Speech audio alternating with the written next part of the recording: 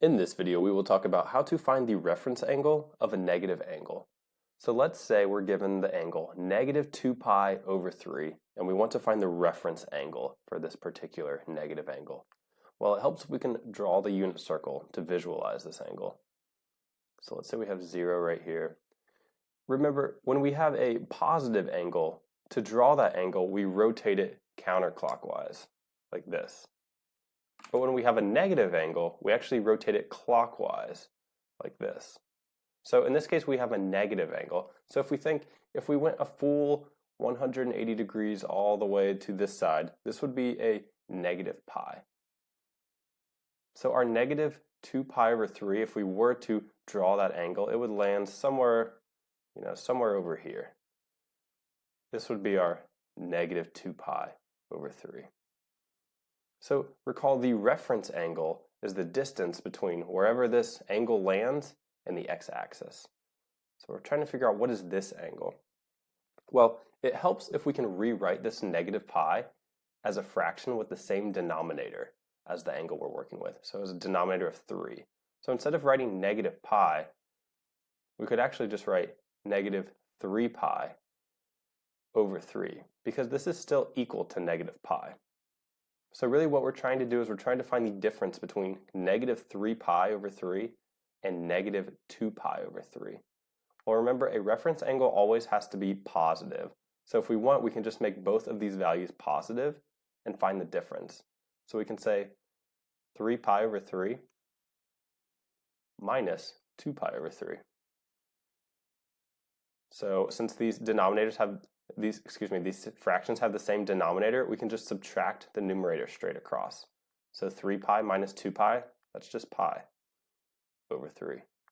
So this is our reference angle. It's the distance between negative 2 pi over 3 and the x-axis. All right, let's try another one. Let's say we have negative 7 pi over 4, and we want to find the reference angle for this particular negative angle. So let's draw our unit circle one more time. Here we have 0. Now remember, when we have a negative angle, we're rotating clockwise around the circle. So if you imagine we did a full revolution all the way around, that would be negative 2 pi. So we can just write a negative 2 pi right here. So remember, it helps to rewrite this negative 2 pi in terms of a fraction with the same denominator as the angle we're working with. So how can we go from a negative 2 pi, or a negative 2 pi over 1, let's say? How can we take that and convert it to a fraction with a denominator of 4? Well, we can multiply the denominator by 4 to get 4. So we can also multiply the numerator by 4. So negative 2 pi times 4, that's negative 8 pi. So we can rewrite this as negative 8 pi over 4. And this angle, negative 7 pi over 4, if we imagine we drew it, we would go all the way around the circle, and we wouldn't quite reach negative 8 pi, but we would land somewhere out here. So our negative 7 pi over 4 would be right here. And remember, the reference angle is simply the angle between where this negative 7 pi over 4 lands and the x-axis. Well, we just saw that the x-axis is equal to negative 8 pi over 4. So we just need to find the difference between these two. And remember, a reference angle is always positive, so we can just write 8 pi over 4 minus 7 pi over 4. So 8 pi minus 7 pi, that's just 1 pi, or just pi, over 4.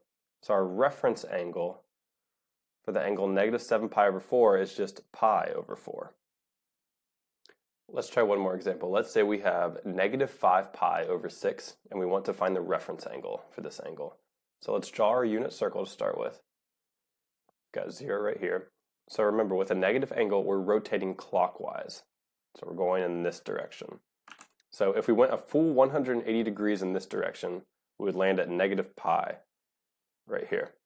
And remember, we said it helps to relabel or convert the vertices of the unit circle into a fraction with the same denominator as the angle we're working with, so something over 6.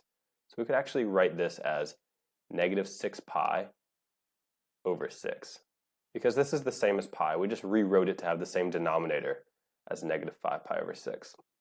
So if we were to draw negative 5 pi over 6, we'd start at 0, and we'd go clockwise around the circle, but we wouldn't quite get all the way to negative 6 pi over 6. So we'd land like right here.